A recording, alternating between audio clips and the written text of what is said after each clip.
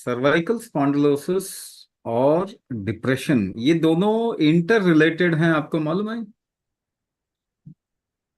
We can actually connect these two, इन दोनों को हम कनेक्ट कर सकते हैं। नाउ डिप्रेसिव टेंडेंसी जो होता है, depression means what is the symptom of depression? Depression होता है तो इंसान का सिम्टम, शरीर पे क्या सिम्टम आ रहा है? शरीर पे हेवीनेस आ रहा है ना, कोई काम करने का मन नहीं करेगा किसी चीज में लाइटनेस फील नहीं होगा, हैप्पीनेस फील नहीं होगा, प्रोक्रास्टिनेशन होता है, टालते रहते हैं, नेगेटिव थॉट प्रोसेस, यानी बॉडी पे लोड है। बॉडी पे लोड है। और कफ वात की प्रकृति जिनकी होती है ना, there is lot of kapha factor in the body, ये भी इसके साथ में हम रिलेट कर सकते हैं, उनको सर्वाइकल ज्यादा होगा।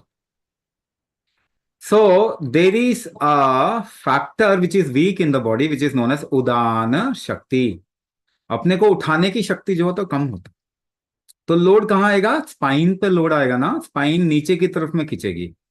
If the upper part of your body is weak then you will get into cervical.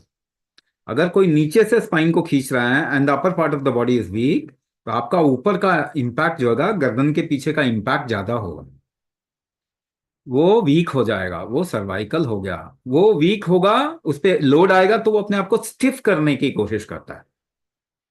वहां पे वो अपने आप को अकड़ाने की कोशिश, आपको कोई खींचेगा, आप अकड़ा देते हो ना अपने आप को, you hold yourself tight.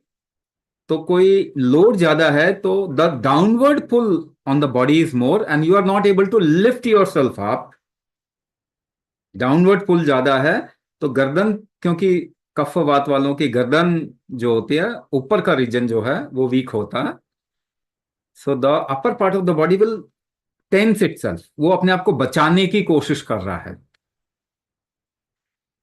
ठीक है ना? तो दोनों ही केस में उदान शक्ति वीक है।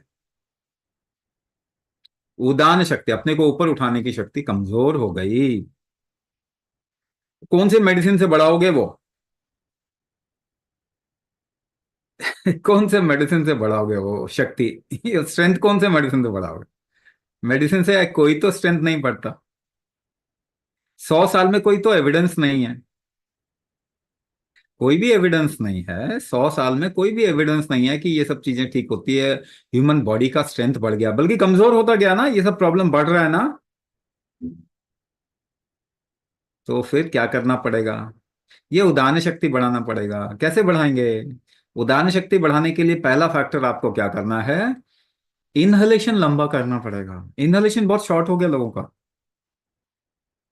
इनहलेशन लंबा करना पड़ेगा, यानी एक्सहलेशन के बाद में आपका स्ट्रेंथ अच्छा होना चाहिए, रोकने की शक्ति होनी चाहिए, और इनहलेशन की स्ट्रेंथ अच्छी होनी चाहिए। ये लंबा सांस लेके इनहलेशन नहीं बढ़ा सकते आप। यही तो गड़बड़ हो रहा है सब। बहुत स्ट्रेट लाइन लॉजिक में सोच रहे हैं, और लीनियर कभी भी, बॉडी का कोई भी मैकेनिज्म लीनियर नहीं होता। इसीलिए एलोपैथी इस तरीके से सोचता है, और एलोपैथी कोई साइंस नहीं है, इसी वजह से allopathy is a pseudo science.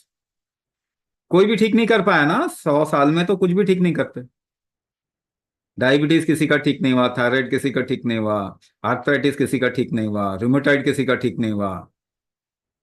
तो आपको क्या है? स्ट्रेंथ मेडिसिन से नहीं बढ़ता, फूड से बढ़ता है। क्या strength? Can you increase your strength by food? 50 साल 60 साल के होंगे ना यहाँ पे, 60 साल तक अगर आपने भोजन लिया तो आप कमजोर हुए, ताकतवर हो गए।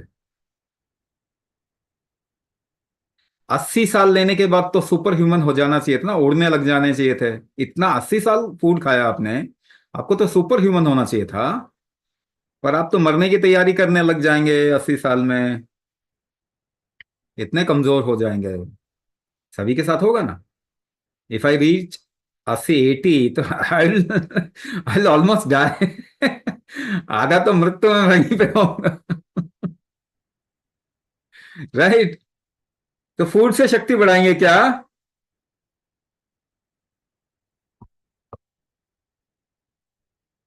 नहीं बढ़ाएंगे। मेडिसिन से नहीं बढ़ाएंगे, फूड से नहीं बढ़ाएंगे, तो कैसे बढ़ता है ये? किम बलम सर्व बलम, पार्वती पूछती है महादेव से, दुनिया में जो शक्ति होती है वो शक्ति कैसे, किस क्या है, कैसे बढ़ती है? महादेव से, कुंभक बलम सर्व बलम, बिना कुंभक के कोई शक्ति नहीं बढ़ सकती। तो आपको कुंभक करना पड़ेगा कि नहीं करना पड़ेगा? करना ही पड़ेगा, चॉइस नहीं है। तभी ये ठीक हो जाएगा, मगर ये क्या है, उदान शक्ति जैसे ही होगी ये भी ठीक हो जाएगा।